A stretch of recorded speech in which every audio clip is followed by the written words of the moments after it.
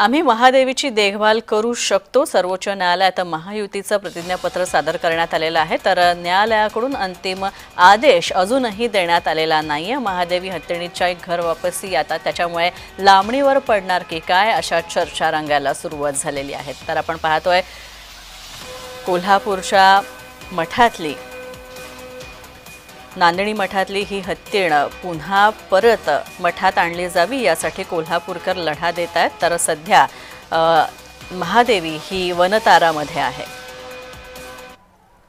तर पाहूयात या संदर्भातल्या सुनावणीत कोर्टात नेमका काय घडामोडी घडल्या।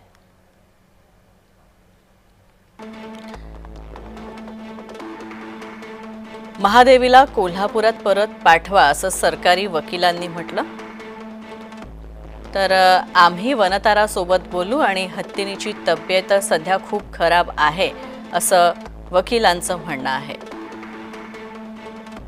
तर हे प्रकरण उच्च स्तरीय कमिटीकडे देण्यात आलेलं आहे।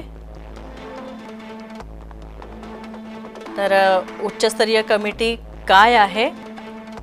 हत्तीण तर कोल्हापूर इथून वनतारामध्ये पाठवण्यात आलेली आहे असं सुद्धा इथे युक्तिवाद करण्यात आलेला आहे। तर महादेवीला कोल्हापूरला परत पाठवावं अशी लोकभावना असल्याचं वकिलांनी सांगितलं।